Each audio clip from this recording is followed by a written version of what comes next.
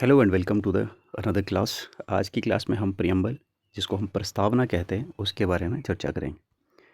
सबसे पहले अगर आपने अपनी एनसीईआरटीज़ की बुक्स देखी होंगी बचपन में, तो आई एम श्योर आपने ये फ्रंट पेज तो देखा रहेगा, क्लियर है, जिसमें लिखा होता है कि the constitution of India preamble.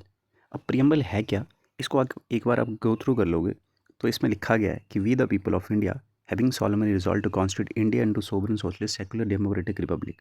और उसी के साथ साथ कुछ और हमारे ऑब्जेक्टिव जिसमें मेंशन है, साथ में एंड में एक डेट दी गई है जिसके दिन ये अडॉप्ट किया गया था। अब बात करें प्रियम्बल की, तो प्रियम्बल कुछ नहीं है। प्रियम्बल बेसिकली जो ऑब्जेक्टिव रेजोल्यूशन पंडित नेहरू जी के द्वारा 13 दिसंबर 1946 को कॉन्स्टिट्यूशन असेंबली के सामने रखा गया था, उसी का ये एक अपडेटेड वर्जन है या मॉडर्न वर्जन है। क्लियर है जी। अब जब बात करें प्रियम्बल की, तो प्रियम्बल है क्या, इसके ऊपर थोड़े से कुछ पॉलिटिकल एनालिस्ट होते हैं, उनके रिमार्क्स हैं। फॉर एग्जांपल, आपने बचपन में आइडेंटिटी कार्ड पहना है, सबने पहना होगा स्कूल जाते हुए। अब मान लो कि ये वो आइडेंटिटी कार्ड है। अब इसको, ये जो इंसान है, इनका नाम है N.A. पालकीवाला। N.A. पालकीवाला ये बहुत बड़े एक लॉयर रहे, क्लियर है। तो N.A. इनका नाम लिखो, N.A. पालकीवाला, ठीक है, PALKHIVALA, ठीक है जी, वाला। N.A. पालकीवाला साहब कहते हैं कि ये क्या है, संविधान के लिए क्या है, ये संविधान का आइडेंटिटी कार्ड है बेसिकली, क्लियर है। तो संविधान के लिए प्रस्तावना को आइडेंटिटी कार्ड की संज्ञा देने वाले इंसान का नाम था N.A. पालकीवाला। तो पहली संज्ञा तो आपको ये क्लियर होनी चाहिए कि बेसिकली बोला किसने, क्या बोला, आइडेंटिटी कार्ड बोला N.A. पालकीवाला साहब ने। उसी के साथ साथ अब ये जो है, आप आई एम श्योर आपने बेसिकली देखा होगा, तो जन्म कुंडली है, ठीक है, ये शादी की फोटो है और एक जन्म कुंडली, जन्म पत्री जिसको कहते हैं, इसको इंग्लिश में हॉरोस्कोप बोलते हो आप, ठीक है जी।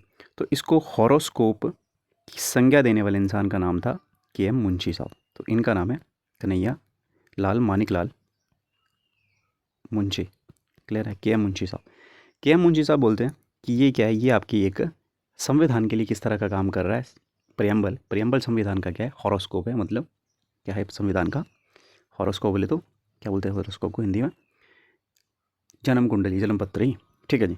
अब आ जाओ आप लास्ट वाले इंसान के ऊपर। इनका नाम है Ernest, ERNST, Ernest Barker. Ernest Barker जो हैं, इनके द्वारा भी प्रियम्बल के ऊपर कुछ टिप्पणी की गई। और अर्नेस्ट बार्कर ने कहा कि प्रियम्बल आपका क्या है, प्रियम्बल आपका की नोट है संविधान के लिए, की नोट। अब जो म्यूजिक करते हैं उनको पता है, म्यूजिक में दिस इज़ होल नोट और ये हाफ नोट होता है, ठीक है। सा रे गा मा पा धा नी सा, ये आपको पता सरगम में सारी नोट है। जब सा से रे पे चले जाओगे डायरेक्ट, तो वो क्या होता है, एक फुल नोट का जंप होता है। अब म्यूज़िक की थ्योरी है वो, ठीक है, बेसिकली जब म्यूज़िक करेंगे उसने समझा देंगे। लेकिन इसको की नोट की संज्ञा देने वाले इंसान का नाम क्या था, की नोट कहा गया किसके द्वारा, अर्नेस्ट पार्कर के द्वारा। अब ये तीन व्यक्ति हैं, इनके द्वारा संविधान के प्रस्तावना को अलग अलग संज्ञा दी गई, अलग अलग टाइटल दिया गया। आपको ये पेपर में पूछा जा सकता है, तो इसको याद करने की कोशिश करनी है। एक बार फिर से रिपीट करूँगा, N.A. पालकीवाला साहब ने आइडेंटिटी कार्ड कहा, हॉरोस्कोप कहा K.M. मुंशी साहब ने, और इसको की नोट कहा अर्नेस्ट बार्कर ने। तो ये तीन व्यक्तियों के द्वारा टिप्पणी की गई थी, ये आपके दिमाग में क्लियर होना चाहिए, क्लियर है। अब जैसे कि हमने समझ लिया कि बेसिकली आइडेंटिटी कार्ड है संविधान का, हॉरोस्कोप है संविधान का, और की नोट है संविधान का। अब इंग्रेडिएंट आ जाते हैं कि इसमें लिखा क्या है बेसिकली, क्लियर है। अब इसको एक बार तुम पढ़ो, ठीक है। सबसे पहले देखो preamble, we the people of India, इसमें लिखा गया है। प्रियम्बल के आगे देखो क्या लिखा गया है, we the people of India having solemnly resolved to constitute India into sovereign socialist secular democratic republic and to secure all its citizen. अब हिंदी में जाकर के देखते हैं कि हम भारत के लोग भारत को एक संपूर्ण प्रभुत्व संपन्न समाजवादी पंथ निरपेक्ष लोकतंत्रात्मक गणराज्य बनाने के लिए तथा उसके समस्त नागरिकों को सामाजिक आर्थिक राजनैतिक न्याय विचार अभिव्यक्ति विश्वास धर्म और उपासना की स्वतंत्रता, उसका प्रतिष्ठा और अवसर की समता प्राप्त कराने के लिए तथा उन सब में व्यक्ति की गरिमा और राष्ट्र की एकता और अखंडता सुनिश्चित करने वाली बंधुता बढ़ाने के लिए दृढ़ संकल्प होकर अपनी इस संविधान सभा में आज तारीख 26 नवंबर 1949 ईस्वी, उसके बाद डेट लिखी गई है, कि एक द्वारा संविधान को अंगीकृत अधिनियमित और आत्मर्पित करते हैं। अब आप समझ गए होंगे बेसिकली इंग्रेडिएंट की बात करें तो इस चीज़ में क्या लिखा गया है। सबसे पहले लिखा गया है कि आपके देश में जो मेन पावर होगी, अथॉरिटी होगी, वो किन के पास होगी? तो ये अथॉरिटी रहेगी किसके पास? हम भारत के लोगों के पास। तो पहला क्या बात कर रहा है? पहली बात कर रहा है ये संविधान की अथॉरिटी के बारे में कि आपकी बेसिकली अथॉरिटी होगी कौन मेन? हम भारत के लोग ही अपने आप को संविधान देंगे। देखो, ये संविधान बनाया गया संविधान सभा के द्वारा। अगर संविधान सभा चाहती तो यहाँ पे लिखा जाता कि हम संविधान सभा के लोग भारत को एक संपूर्ण प्रभुत्व, ऐसा उन्होंने नहीं लिखा। इसमें उन्होंने मेंशन किया है कि we the people of India, हम भारत के लोग, मतलब अथॉरिटी देने दी किसको? भारत के लोगों को दी। तो ये बात, पहला इंग्रेडिएंट ये क्या है? अथॉरिटी है बेसिकली इसमें। दूसरी बात, भारत को एक संपूर्ण, मतलब ये उसके बाद स्टेट का नेचर बता रहे हैं। स्टेट का नेचर बोले तो स्टेट की प्रवृत्ति किस तरह की रहेगी, हमारी भारत जो है वो किस तरह का राष्ट्र बनेगा, वो कैसा राष्ट्र बनेगा? एक सौबन राष्ट्र बनेगा, प्रभुत्व संपन्न राष्ट्र बनेगा, समाजवादी राष्ट्र बनेगा, पंथ निरपेक्ष राष्ट्र बनेगा, लोकतांत्रिक बनेगा और गणराज्य बनेगा। बेसिकली इस ये सारे शब्दों को मैं इसके बाद एलेबोरेटली आपको एक्सप्लेन भी करूँगा बेसिकली कि एक एक शब्द का मीनिंग क्या है। क्लियर है? तो ये क्या बता रहा है सर? आपकी स्टेट की, आपके भारत का प्रवृत्ति के बारे में बता रहा है। दूसरी बात, तीसरा जो है इसको पहला मार्क करो, this is second, and third आपके पास ये बता रहा है कि हमारे ऑब्जेक्टिव्स क्या हैं। ऑब्जेक्टिव होते हैं उद्देश्य।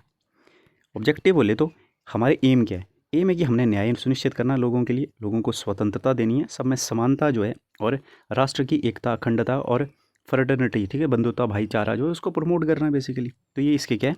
ऑब्जेक्टिव है, उद्देश्य के बारे में बात करता है संविधान के।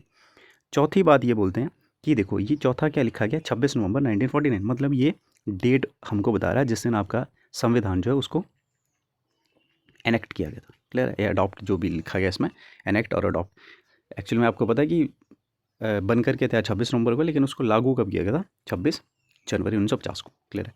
अब तो ये डेट ऑफ एडॉप्शन बता रहा है, एनेक्टमेंट बता रहा है, ऑब्जेक्टिव बता रहा है, नेचर बता रहा है स्टेट की, और अथॉरिटी बता रहा है। ये चार ऑब्जेक्टिव्स हैं बेसिकली। क्लियर है? अब नेक्स्ट पे चलते हैं। नेक्स्ट एक शब्द है, क्या क्या लिखा गया इसको एक बार फिर से डिटेल में समझा देता हूँ। सबसे पहले लिखा है सॉवरन। सॉवरन मतलब प्रभुत्व संपन्न। प्रभुत्व संपन्न का मतलब ये हुआ कि भारत अपने डिसीजन लेने के लिए किसी के ऊपर, मतलब किसी के ऊपर डिपेंड नहीं रहेगा। फॉर एग्जांपल, हमने पहलगाम का जो टेररिस्ट अटैक था उसका बदला लिया थ्रू ऑपरेशन सिंदूर। तो ऑपरेशन सिंदूर करने के लिए हमने अमेरिका से परमिशन तो नहीं ली। हमारे देश की अखंडता के ऊपर अटैक हुआ, एकता के ऊपर अटैक हुआ, तो हमने क्या किया? हमने जो है वो अटैक कर दिया। तो मतलब इंडिया अपने डिसीजन लेने में क्या है? सॉवरन है। ठीक है जी? तो ये होता है सॉवरन का मतलब। सोशलिस्ट का मतलब ये हो कि समाजवादी। समाजवादी बोले तो आपके देश की जो सरकार होगी वो समाजवाद को प्रमोट करने की कोशिश, कहीं ना कहीं मतलब उनकी पॉलिसी जो रहेंगी। फॉर एग्जांपल, आपने देखा होगा कि गरीबों के लिए वो प्रधानमंत्री आवास योजना का भी लेकर के आएंगे। साथ में वो लोगों को लाइवलीहुड प्रोवाइड करने के लिए मनरेगा जैसी स्कीम भी लेकर के आएंगे। उसी के साथ साथ आपने देखा होगा कि आपके पास जो फॉर, और बताओ मेरे को, स्कीम कौन कौन सी होती है वेलफेयर के लिए, सोशल वेलफेयर के लिए, और उसकी स्कीम हेल्थ के लिए, जैसे कि आपके पास कौन सी है वो हेल्थ के लिए? नेशनल हेल्थ मिशन है, लेकिन स्कीम का नाम मैं भूल रहा हूँ अभी। तो एक हेल्थ के लिए भी तो है स्कीम, ठीक है, बताना मेरे कमेंट में, अभी मेरे को याद नहीं आ रही वो स्कीम। उसका सेकुलर, सेकुलर बोले तो आपके देश का कोई अपना धर्म नहीं होगा। आपका देश क्या होगा? पंथ निरपेक्ष होगा। जब वर्ष 1947 में भारत का विभाजन हुआ तो भारत के साथ एक और स्टेट निकला था, या एक और देश जो था भारत से अलग हुआ या टूटा, उसका नाम था पाकिस्तान। ठीक है? पाकिस्तान जो था उसकी नींव ही धार्मिक आधार पर रखी गई। बनस्पत उस समय भारत भी चाहता तो धार्मिक आधार को बना करके नींव रख सकता था राष्ट्र की, लेकिन उन्होंने ऐसा नहीं किया। हमारे संविधान के निर्माताओं ने एक्सप्रेसली मेंशन किया कि हमारा देश जो है it is a secular state. ये कैसा हो गया? गणराज्य, सॉरी, एक पंथ निरपेक्ष राज्य होगा जहाँ पे स्टेट का कोई खुद का धर्म नहीं होगा। सब धर्म का एक समानता से जो है वो क्या किया जाएगा? एक समान सभी धर्मों को माना जाएगा। Next we have democratic. Democratic का मतलब होता है कि आपके यहाँ पे जो लोगों, बेसिकली लोकतांत्रिक व्यवस्था होगी, लोगों के द्वारा सरकार को चुना जाएगा, और वो हर 5-5 साल के लिए चुनी जाती है, आप सभी को पता है। तो जो बेसिकली जो रूल करने वाले लोग हैं वो लोगों के बीच में से आते हैं, और उनको लोग ही चुन करके भेजते हैं। इट मीन्स लोग अपने वोट के थ्रू अपनी सरकार को चुनने का अधिकार रखते हैं। उसको डेमोक्रेटिक प्रोसेस बोलते हैं। क्लियर है? Next we have republic. Republic stands for गणराज्य।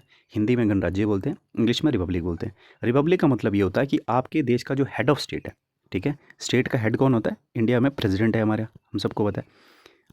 जो प्रेसिडेंट होगा, रिपब्लिक का मतलब होता है ये प्रेसिडेंट भी हमारे लोगों के द्वारा या तो डायरेक्टली या तो प्रत्यक्ष रूप से चुने जाएंगे, या इनडायरेक्टली या प्रत्यक्ष रूप से चुने जाएंगे, लेकिन ये चुने जाएंगे आम लोगों के बीच में से, और एक फिक्स टेन्योर के लिए, एक फिक्स समय अवधि के लिए, 5 साल के लिए हिमाचल जैसे कि इंडिया में चुने जाते हैं। क्लियर है? अब इसका मतलब ये हो कि कहीं नहीं भी चुने जाते होंगे, ठीक है, कोई ऐसा भी स्टेट होगा जहाँ रिपब्लिक ना होकर के कोई और टाइप का जो है वो सिस्टम रहता होगा, हाँ जी है ऐसा, उसको बोलते हैं मोनार्क सिस्टम। ठीक है जी। मोनार्क सिस्टम आपका बेसिकली यूके में फॉलो किया जाता है। आपने देखा होगा बहुत लंबे समय तक एक यूके की रानी ही थी, वही हेड ऑफ स्टेट के रूप में उनको माना जाता है। क्लियर है। तो यूके जैसे स्टेट में जो हेड ऑफ स्टेट है वो चुना ना हो करके वो क्या होता है, वो हेरिडिटरी होता है। क्लियर है। वंशानुगत बोलते हैं हिंदी में।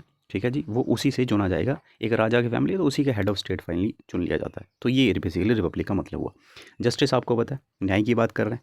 लिबर्टी आपको पता है, लिबर्टी स्वतंत्रता की बात हो रही है। इक्वालिटी बेसिकली इक्वालिटी होती है एक समता है ना, एकता, एक समानता। जैसे यहाँ पे समता लिखा है तो इक्वालिटी का मतलब समता हुआ। और फ्रेटर्निटी हुआ कि आपने क्या करना है, बंधुता, बंधुता बोलते हैं ना हिंदी में। फ्रेटर्निटी भाईचारा प्रमोट करना बेसिकली अपने लोगों के बीच में। क्लियर है। तो ये सारे जो हैं बेसिकली आपके कीवर्ड्स हैं जो आपके प्रस्तावना में लिखे गए हैं। आई होप क्लियर होंगे सब तुमको ये। नेक्स्ट पे मूव करते हैं। नेक्स्ट आप देखो यार, प्रेम्बल के लिए मैंने कहा कि आइडेंटिटी कार्ड है फर्स्ट, सबसे पहले लिखा गया इसको, तो लेकिन बहुत लंबे समय तक की डिबेट चलती रही कि क्या ये जो प्रस्तावना है क्या ये संविधान का हिस्सा भी है। तो कुछ लोगों ने कहा कि नहीं यार, ये संविधान के, जैसे कि पहला केस हुआ बेरूवेरी case, Berubari case.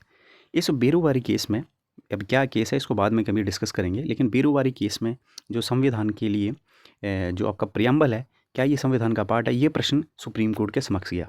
Supreme court ने ये डिसाइड किया कि संविधान के निर्माताओं के दिमाग की चाबी तो है ये, ठीक है, प्रियम्बल, लेकिन इसको हम ना संविधान का हिस्सा तो नहीं मान सकते। तो इन्होंने बेरूबारी केस 1960 में, क्या नाम है इसका, बेरूबारी केस 1960 में हुआ था ये।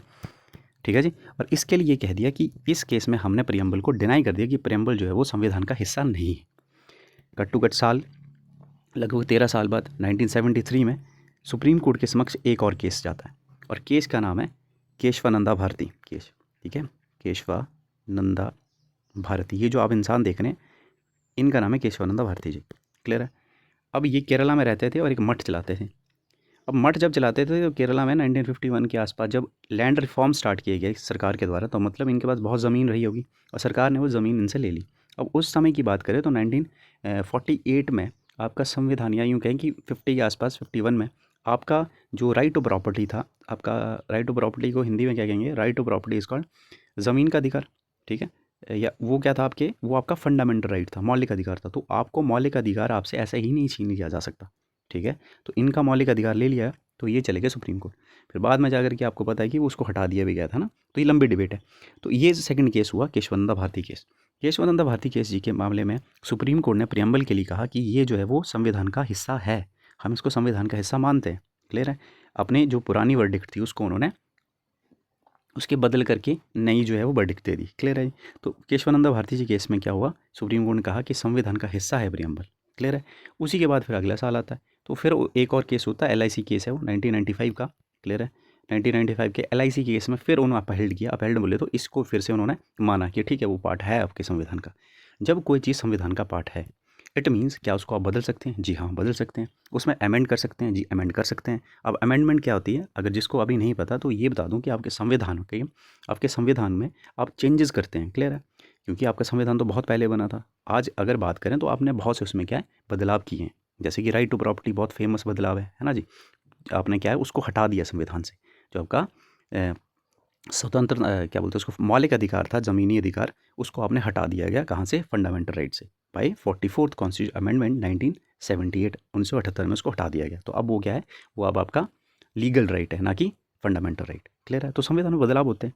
अगर प्रियम्बल संविधान का हिस्सा है तो क्या प्रियम्बल में बदलाव हो सकते हैं, जी हाँ इसमें बदलाव हो सकते हैं। अब क्या बदलाव किए गए, हाँ जी बदलाव किए गए। कब किया गया ये क्वेश्चन है, तो ये हुआ आपके पास साल था 1976। ठीक है, 1976 में अब जब भी बदलाव करोगे तो क्या लगाओगे, संविधान संशोधन लाओगे। तो कौन सा संविधान संशोधन था, 42वां। ठीक है, 42nd कॉन्स्टिट्यूशन अमेंडमेंट ऑफ 1976 के तहत आपने आपके प्रियम्बल को आपने बदला। जब प्रियम्बल को, प्रस्तावना को बदला तो आपने उसमें क्या किया, आपने उसमें कुछ वर्ड्स ऐड किए। फॉर एग्जाम्पल आपने उसमें एक वर्ड ऐड किया सोशलिस्ट, जिसको हिंदी में बोलेंगे समाजवादी। उसके बाद आपने एक वर्ड ऐड और ऐड किया जिसको बोलते हो इंटीग्रिटी। इंटीग्रिटी बोले तो, इंटीग्रिटी को बोलते हैं क्या, अखंडता, एकता, यूनिटी एंड, हाँ अखंडता ही बोलेंगे हिंदी में ना। उसका सेक्युलर, सेक्युलर बोले तो पंथ निरपेक्ष, सेक्युलर। तो 3 वर्ड ऐड किए। इसको याद करने की ट्रिक है SIS, सिस। ठीक है, secular, socialist, integrity and secular, ये 3 वर्ड ऐड किया अपने संविधान में bye 44th constitution amendment 1976। Clear है? तो अभी तक हमने क्या देखा? हमने पाया कि एक बार फिर से देख लेते हैं, गो थ्रू कर लेंगे फास्ट फास्ट, कि संविधान का एक आइडेंटिटी कार्ड की तरह काम कर रहा है आपका प्रियम्बल। प्रियम्बल को आइडेंटिटी कार्ड की संज्ञा देने वाले इंसान का नाम था एन ए पालकीवाला साहब। इसको हॉरोस्कोप कहा, ठीक है, जन्म कुंडली कहा कि एम मुंशी साहब ने, और इसको की नोट कहा संविधान के लिए एन बारकर ने। तो 3 व्यक्तियों ने इसके ऊपर टिप्पणी की। उसका इंग्रेडिएंट देखिए, इंग्रेडिएंट की बात करें तो ये संविधान में क्या बता रहा है कि आपकी अथॉरिटी क्या है, आपका स्टेट का नेचर क्या है, उसके बाद स्टेट के ऑब्जेक्टिव्स क्या हैं, और डेट किस दिन अडॉप्ट किया है, ये सारा बता रहा है। उसके बाद कुछ शब्द हैं, इनको हमने इन डिटेल देख लिया। उसका क्या, अगर ये संविधान का पार्ट है कि नहीं, ये डिबेट रही बहुत लंबे टाइम के लिए। तो हमने देख लिया कि 2 केस हुए इसमें, बेरुवेरी और केशवानंद भारती केस, और बेरुवेरी मना कर दिया, लेकिन केशवानंद भारती केस में इसको एक्सेप्ट कर लिया कि it is a part of constitution. उसके बाद अमेंड करने की बात की, तो संविधान का हिस्सा है तो अमेंड हो सकता है। कब अमेंड किया? एक बार ही अमेंड किया, 44th कॉन्स्टिट्यूशन अमेंडमेंट 1976 में। सोशलिस्ट, इंटीग्रिटी और सेकुलर, ये 3 वर्ड जो है प्रस्तावना में ऐड किए गए। ठीक है, this is it from this particular class. See you in the next class. Thank you so much watching. Bye fox.